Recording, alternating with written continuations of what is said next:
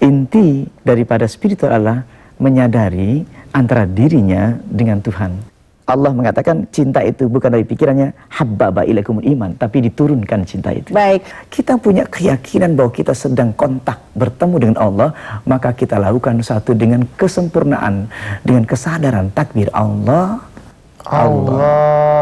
Ya, rasakan terus kontak sampai terasa dadanya bergetar, lalu langsung terus tundukkan dan kontak terus kepada Allah, dan kita tunduk kepada Allah sampai terasakan. Ya, dalam kondisi sholat dan tidak sholat, orang yang kontak kepada Allah akan selalu sama hadir. Jadi kalau kita, kenapa Rasulullah Al-Quran mengatakan fa'idha qadaitumus shalah fadhkurullaha qiyaman wa qu'udan wa 'ala junubikum fa'idha tuma'nantum faqimus shalah. Proses sholat itu harus selalu dibawa di dalam kehidupan sehari-hari, yaitu baik berdiri, duduk, berbaring. Tetap kontak. Qiyaman wa qu'udan wa 'ala junubikum fa'idha tuma'nantum faqimus shalah. Pengalaman spiritual dalam sholat itu terbawa sampai itu.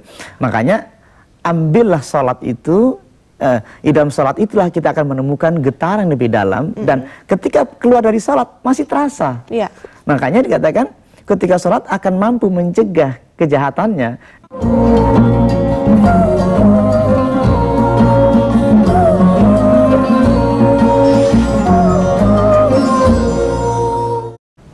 Assalamualaikum warahmatullahi wabarakatuh. Pemirsa yang dirahmati dan dicintai oleh Allah Subhanahu wa taala, apa kabar dengan puasa dan sholat Anda hari ini? Entry kita hari ini adalah S, kembali lagi dengan S, dan yang dibahas adalah spiritual. Baik, Pak Abu, sekarang kita masih punya waktu untuk membahas tentang spiritual. Silakan Pak Abu. Iya. Spiritualitas itu adalah sebuah inti dari kehidupan manusia sebenarnya. Di samping aspek fisik, ada kecenderungan yang sering saya bahas bahwa siapapun orangnya pasti membutuhkan ketenangan. Siapapun orangnya pasti membutuhkan satu kesadaran. Setelah kebosanan melihat fisik kita ini, akhirnya orang akan mencari kemana saya harus pulang. Nah, inti daripada spiritual adalah menyadari antara dirinya dengan Tuhan. Jadi makanya spiritualitas ini tidak bisa dilakukan oleh orang ateis. Jadi apa yang disebut Dana Zohar mengatakan bahwa spiritualis itu tidak perlu beragama secara formal. Jadi manusia punya aspek spiritual. Dari sisi spiritual, dari sisi spirit, memang manusia ada. Tapi di sini ada yang membedakan mana spiritualitas yang murni, mana spiritualitas yang sadar. Kalau kita bandingkan bahwa orang tidur, orang kafirkah, orang musyrikah, tidur juga punya spiritualitas. Contohnya ketika dia tidur, rohnya juga pergi, dia bermimpi, satu alam, satu wilayah, yang kafirkah, yang muslimkah, yang munafikkah, mengalami hal yang sama. Mengalami hal yang sama dengan perasaan cinta, perasaan senang, dan seterusnya. Dan inilah aspek spiritual. Tetapi yang untuk agar tidak terjebak, mana spiritualitas ateisme, mana spiritualitas, arahnya kemana spiritual itu, ke Tuhan atau tidak. Kembali lagi dalam indahnya sholat, dan hari ini entry-nya adalah kami mengulang S dengan bahasan yang berbeda, yaitu spiritual. Ustadz Abu, saya tahu bahwa kalau mau lengkap kita mesti membaca bukunya Pak Abu Sangkan yang terbaru, yaitu Spiritual Salah Kaprah yang ini gitu ya. Tetapi kalau misalnya kita, karena indahnya sholat, tentu kita mengkaitkan soal spiritual dengan gerakan sholat. Silakan Pak Abu. Apa yang bisa kita maknai? Iya. Makanya di sini saya mengupas tuntas kerancuan spiritual antara God spot, G spot, Mad spot, and Sufi spot. Saya hanya akan berkata satu ayat saja. Rasulullah itu ketika berspiritual, beliau masuk dalam satu ruangan yang disebut mihrab. Dalam mihrab itu dia hanya tembok kecil di raudhah, atau beliau sebelum dia mendapatkan sholat, beliau berada di dalam satu tempat yang disebut Gua Hira. Suatu tempat batu sekitarnya, dan apa yang dilakukan? Dilihat pandangan mata, tidak menarik mata. Lihat pendengaran telinga, tidak menarik telinga. Lihat aromanya juga bau pasir dan panas, debu dan seterusnya. Dari sisi aspek fisik, secara behavior, conditioning tidak memberikan kondisi yang baik. Tidak menyebabkan, tidak seperti kita di hotel. Kita berspiritual di hotel, bisa nyaman, dingin, dengan suara yang enak. Tapi ketika dalam Gua Hira, apa yang dilakukan Rasulullah?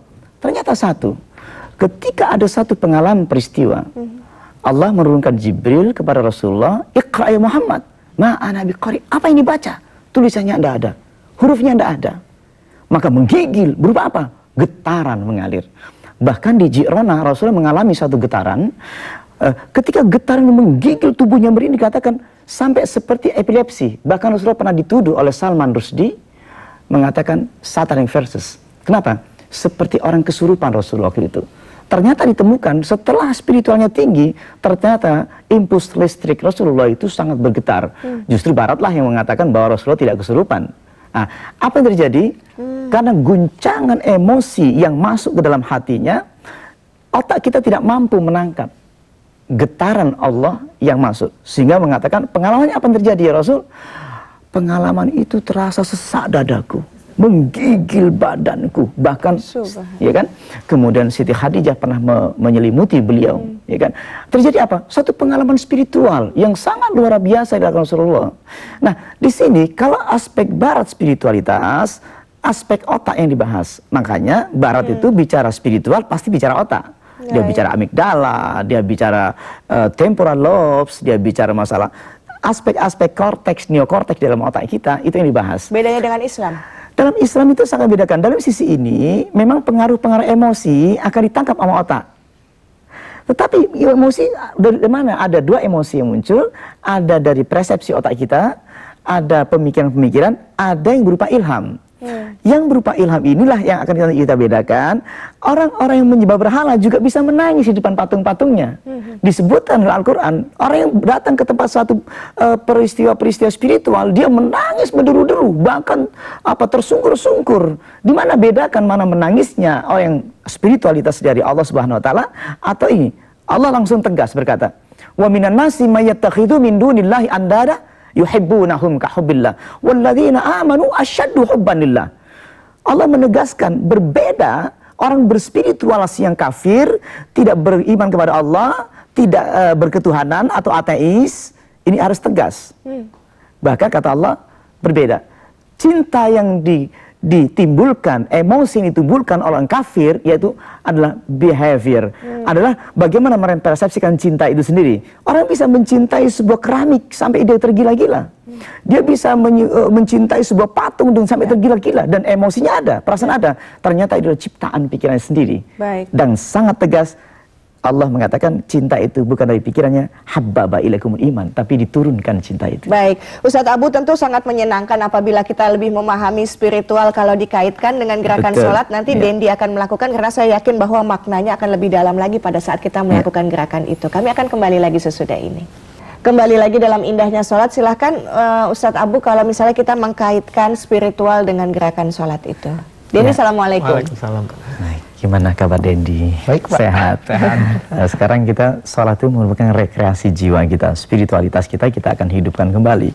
Bahwa ada bedanya orang penyembah patung, dia konsentrasi kepada sebuah patung yang dia harus elu-elukan sehingga mempunyai emosi.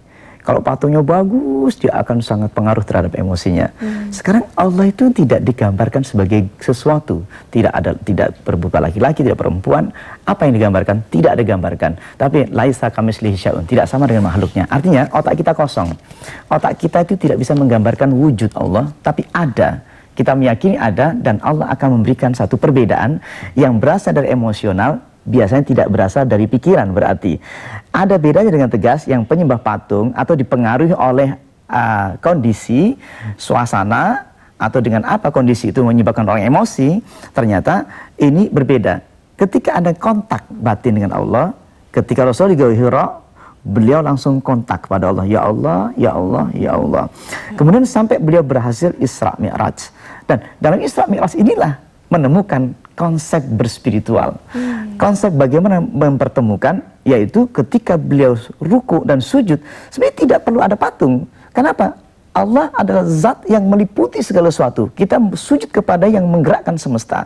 Makanya permulaan dari sholat menggunakan wajjahtu wajhiya lilladzi fataras samawati wal ardh hanifan muslima wa ma ana minal musyrikin.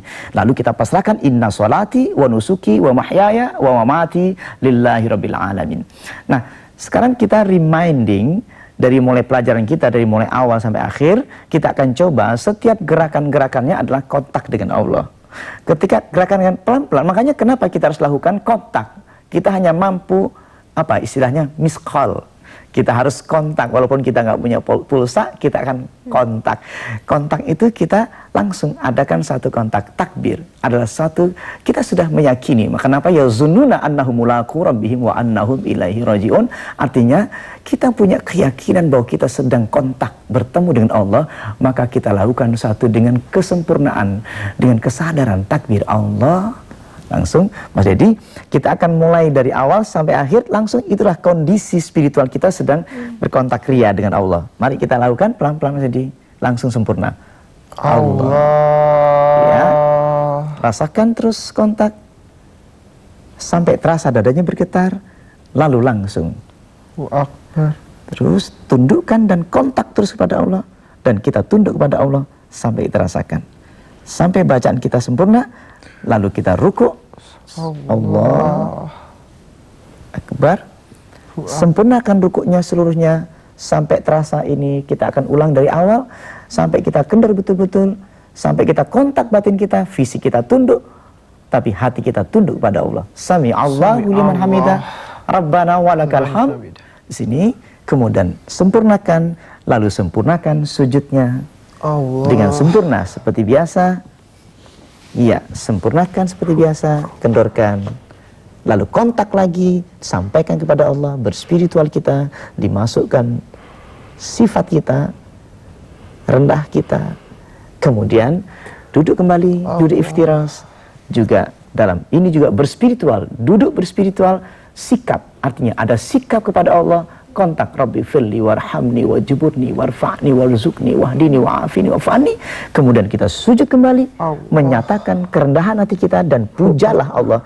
Ini cara memuja Islam, memuja zat, memuja sang penguasa semesta dengan kerendahan. Bukan sekedar sujud, tetapi dia pemujaan yang paling tinggi kepada Allah. Subhana rabbil a'la wa bihamdi, dan seterusnya. Kemudian kita coba tahiyat akhir, merupakan tanda kesempurnaan kita, penghormatan terakhir, penghormatan meninggalkan ketika sholat. At-tahiyyatul mubarakatuh salawatut thayyibatul assalamu alayka ayuhan nabiyyu, assalamu alayna wa ala ibadillahi shalihin. Pernyataan ini, asyhadu an la ilaha illallah wa asyhadu anna muhammad rasulullah, Allahumma salli ala Muhammad wa ala ali Muhammad, dan seterusnya. Nah, sikap ini yang akan dikontakkan. Inilah langkah spiritual yang harus hidupkan. Makanya harus sadar, kontak terus. Allahumma salli ala Muhammad wa ala ali Muhammad kama sallaita ala Ibrahim wa ala. Ini kontak terus. Nah, itulah kira-kira Mbak Sanas. Baik. Ini hanya untuk mengingatkan kembali, kan kita sudah bisa praktekkan di rumah. Insyaallah. Baik. Ini ada Ibu Ida sudah ada di line telepon kita. Dendi, terima kasih banyak Ibu Ida. Assalamualaikum. Waalaikumsalam, Bu. Silahkan Ibu Ida. Iya, ini Bu, saya ingin bertanya Bu dengan Pak Ustadz Abu Sangkan. Iya. Iya. Ini Pak, saya selalu melakukan sholat yang seperti Bapak praktekkan itu, ya kan, spiritualnya ini. Sekarang ini saya mau tanya, apa beda spiritual dengan spiritual yang khusyuk dengan menghayal? Karena kadang saya waktu lepas gitu ya Pak ya, kadang kepala saya sering sakit gitu Pak. Baik. Iya. Baik Ibu Ida, mau coba? Iya, makasih Pak. Silakan. Iya. Ibu bisa tetap teleponnya tahan dulu, jangan dimatikan dulu Ibu Ida. Silakan untuk mengetahui apa bedanya menghayal dengan apa yang harus dirasakan. Silakan Ustadz Abu. Assalamualaikum Ibu. Oh, sudah terputus ya Ibu Ida ya? Ibu Ida sudah terputus, mungkin nanti kita selanjutnya. Ada sangat berbeda. Menghayal atau melamun, kadang-kadang bawah sadar pikiran orang itu, makanya yang keluar itu, otak itu mudah sekali kita atur. Ya. Lamunan atau hayalan biasanya hasil memori yang terus-menerus kita tanamkan. Makanya refleksnya adalah apa yang dipikirkan adalah memori yang paling bawah, yaitu long form memory. Ini yang terjadi. Maka kenapa dalam sholat ada pengulangan untuk meng-counter. Jadi gini, perasaan kita atau pikiran kita yang selalu keluar dari ketika sholat, menghayal kemana-mana, itu pasti berasal dari informasi memori yang terus-menerus. Nah, Allah mengajarkan kita, kenapa Allah menyuruh kita untuk berzikir diulang-ulang. Kalau sekedar berzikir, refleksnya cuma kalimat Allahu Akbar, tetapi berbeda dengan perasaan. Kalau perasaan, ketika kita merasakan suasana tenang, bahagia, pasti rasa bahagia itu juga disimpan di otak. Dan ketika disimpan di otak terus-menerus, ketika nyebut nama Allah, pastilah yang muncul rasa tenang, overload. Jadi orang menghayal ketika sholat kemana, itu udah pasti orang itu terlalu banyak apa yang dipikir, sehingga overload terus. Nah sekarang kita ganti, bagaimana overload kita ada ketenangan. Maka diulanglah kondisi ketenangan terus-menerus yang di dalam ditanamkan pikiran kita. Baik, Ustadz Abu, mungkin saya cukup memahami apa perasaan Ibu Ida di Medan karena mewakili banyak perasaan orang lain. Seperti Ustadz Abu mengatakan kita mesti kontak. Itu kan sama sulitnya memahami kehidupan rohani. Sulit bagi saya mengingat hidup saya waktu di perut rahim ibu saya. Sulit buat saya berpikir saya pernah punya janji sama Allah Subhanahu wa taala sebelum ruh ditiupkan ke rahim ibu saya. Itu yang saya katakan amnesia spiritual. Kita kalau seandainya berada di tengah hutan, Mbak Sanas, ya, tidak ada informasi di otak kita. Percayakah saya, tiba-tiba saya di tengah hutan sendiri, yang ada monyet semuanya. Ya kan? Ditanya tiba-tiba, Abu, kau dulu percaya nggak? Kamu pernah tinggal dalam perut ibu? Kapan kamu yang kau ingat berada di hutan ini? Yang saya tahu, saya tiba-tiba ada, umur segini, langsung segini. Kesadaran seorang Tarsan tiba-tiba muncul, aku tiba-tiba ada di hutan. Kenapa? Tidak ada informasi, televisi tidak ada, informasi orang tua tidak ada. Lalu ini dikatakan informasi. Setelah kita dapat informasi, walaupun kita tahu bahwa secara informasi, tapi kan tidak tetap lupa merasakan pernah tinggal di rahim ibu. Betul. Apalagi sebelum rahim ibu, yaitu alam azali. Ya. Dan ini pun kita akan alami juga, akan datang alam akhirah, alam kubur dan seterusnya. Makanya adalah alangkah sombongnya kita mengatakan alam kubur tidak ada, alam akhirah tidak ada. Padahal kita sudah, yang pernah kita alami saja kita lupa dan tidak tahu. Baik. Itu kira-kira. Pak Abu, sesudah ini ada banyak telepon yang akan masuk untuk bertanya dan mungkin salah satunya adalah ikut mendapat pelatihan dari Ustadz Abu melalui telepon. Kami akan kembali dan silahkan Anda untuk menghubungi di line telepon kami. Kembali lagi dalam indahnya sholat dan sudah ada Bapak Resi di Pati, Jawa Tengah. Assalamualaikum. Waalaikumsalam. Silahkan Bapak. Assalamualaikum Pak Ustaz. Waalaikumsalam warahmatullahi wabarakatuh. Pak Ustaz, saya melatih ihsan. Saya melatih rasa ihsan sehingga saya sudah merasakan begitu bahwa saya menyadari bahwa Allah benar-benar menghidupi, memberi kasih sayangnya kepada saya dengan luar biasa. Nah ini Pak Ustaz,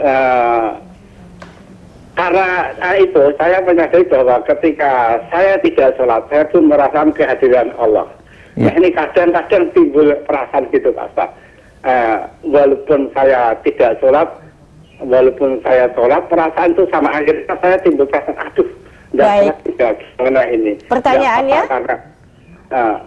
Sehingga timbul perasaan sholat dengan tidak sholat kan Pak Ustadz, apa itu sama gitu Pak Ustadz. Ini apa saya termasuk orang yang menjalani spiritual yang salah gitu Pak Ustadz? Baik, Bapak sholat kan ya? Terima kasih banyak. Sholat 5 waktu Pak Ustadz. Oh iya. Silakan Pak Abu. Ya, dalam kondisi sholat dan tidak sholat, orang yang kontak kepada Allah akan selalu sama hadir.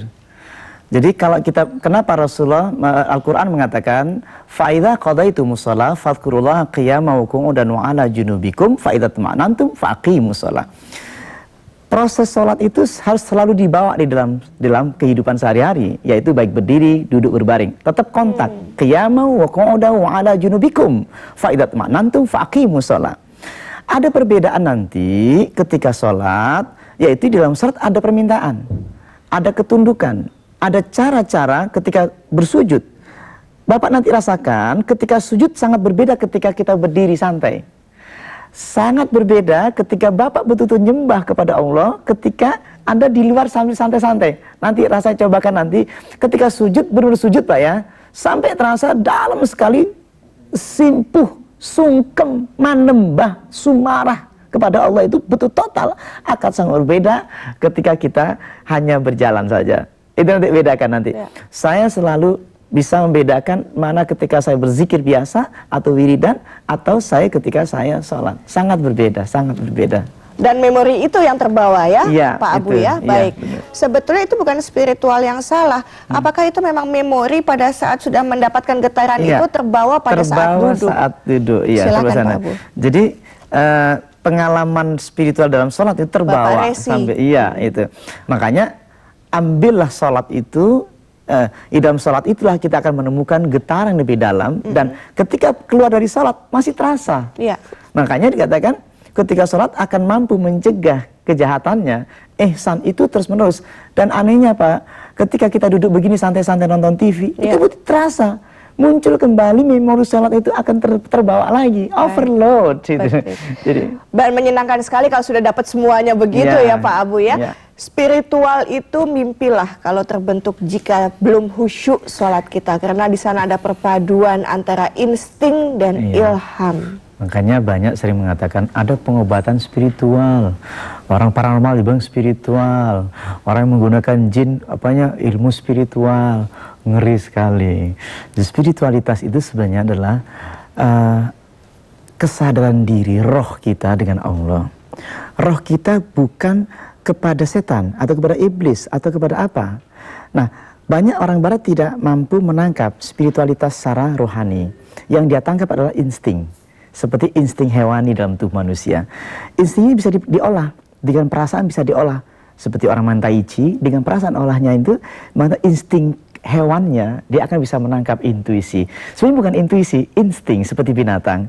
Binatang tahu akan ada gempa. Kenapa? Elektromagnetik bergetar kepada otaknya. Manusia pun juga bisa menangkap itu, walaupun dia tidak sholat pun menangkap. Sangat berbeda ketika dia yang disebut muhaddatsun, ahli ma'rifah. Ahli ma'rifat itu dikasih informasi melalui hatinya. Melalui hati inilah ya mengatakan bahwa disebut mulhamun atau muhaddatsun yang akan diberikan kepada Allah, kepada kita, sehingga disebut alhamaha, diilhamkan kepada manusia. Melalui orang takwa tapi. Orang tidak takwa dia hanya dapatkan intuisi dari alam. Intuisi atau insting dari tubuhnya seperti hewan. Nah, ada yang membedakan mana yang kontak dengan Allah adalah memberikan informasi yang langsung. Bahkan para dukun itu dapat ilhamnya itu dapat setan menangkap getaran-getaran uluhiyah yang disampaikan. Itulah ini kan ditipu oleh setan, akhirnya dia diselewengkan oleh iblis itu. Baik, lanjutkan Pak Abu, masih ada waktu kita. Iya. Untuk mendapatkan, makanya katakan untuk memurnikannya itu, kenapa kita harus kontak kepada Allah? Kita konsentrasikan kepada Allah, hanya kepada Allah saja. Makanya kita menggunakan surat Al-Ikhlas dalam guide kita, dan Al-Fatihah sebagai cara kita untuk memberikan pemikiran bagaimana aku lurus pada Allah. Dan kita disebutkan di situ, ihdinas siratal mustaqim siratal ladzina an'amta 'alaihim ghairil maghdubi 'alaihim waladdallin. Amin.